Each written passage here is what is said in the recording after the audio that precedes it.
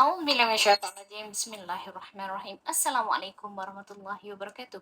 Saya Nur Syazwani binti Rusmawi. Okey, kita teruskan untuk soalan faraid ini. Soalan faraid untuk Ramadan kali ini saya bawakan lelaki meninggalkan waris 3 orang isteri. Ibu, ada bapa, ada 3 orang anak lelaki dan ada 4 orang anak perempuan. Okey. Untuk kita tengok isteri-isteri dahulu ya. Isteri-isteri ni, kita tengok kat atas ini, isteri-isteri dia akan dapat 1/8. 1/8 tu dibahagi kepada 3 orang isteri. Bukan 1/8 tu kepada setiap seorang isteri. Dan satu lagi saya nak highlightkan di sini. Walaupun isteri kedua, tengok kat sini. Isteri kedua, ini isteri kedua. Dia tak ada anak. Isteri kedua dengan arwah lelaki ni tak ada anak. Tetapi si isteri ni tetap dapat 1/8 dibahagi dengan 3 sebab ada salah faham, salah anggap. Saya tak ada anak dan si mati. Jadi saya dapat 1/4 lah kan. Sebab tengok dalam surah An-Nisa.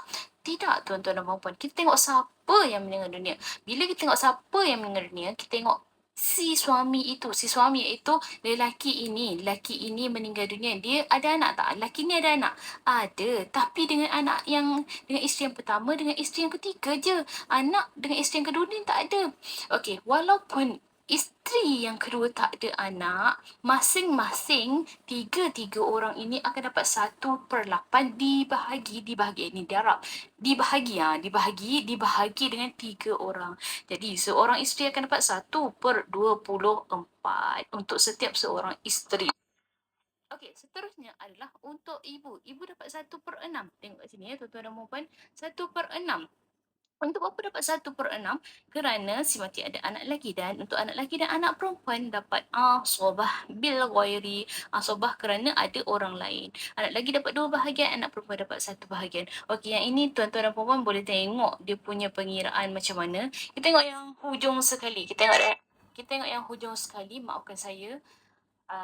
Saya tak tahu kenapa mic ni macam ni. Okey, kita tengok yang hujung sekali. Saya baca dekat laptop saya sebab dekat sana saya tak berapa nampak. Okey, isteri dapat 10/240. Isteri pertama dapat 10/240. Isteri kedua dapat 10/240. Isteri ketiga pun dapat 10/240. Untuk ibu dapat 40/240. Untuk bapa dapat 40/240. Untuk anak lelaki dapat 26/240 dan untuk anak perempuan dapat 13/240 setiap seorang. Jadi kita tengok kat sini. Isteri ni dapat 10/240. Bilangan dalam bahagian faraid, isteri yang paling sikit. Dahlah dapat 1/8, lepas tu kena bahagi pula dengan 3 orang isteri. Jadi inilah gunanya perancangan untuk tuan-tuan dan puan-puan. Inilah gunanya yang ditubuhkan di As-Solihin Trustee Berhad untuk tuan-tuan merancang harta pusaka. Oh, kita tahu ni adalah kad saya di As-Solihin Trustee Berhad. Oh, kita tahu bahawasanya isteri dapat 1/8 dibahagi dengan 3. Jadi kita boleh buat wasiat menyatakan saya melantik isteri ini untuk menjadi penjaga harta. Saya melantik isteri saya ini untuk menguruskan harta pusaka. Tetapi sekiranya isteri saya ni tak dapat nak uruskan, maka bolehlah As-Solihin menjalankan tanggungjawabnya. Ataupun tuan-tuan dan puan-puan boleh berbincang untuk memberikan hibah kepada isteri-isteri yang tersayang. Oh, isteri pertama saya nak bagi rumah di sini, rumah di Damansara contoh. Isteri kedua saya nak bagi rumah dekat Penang. Isteri ketiga saya nak bagi rumah dekat Terengganu contoh begitu.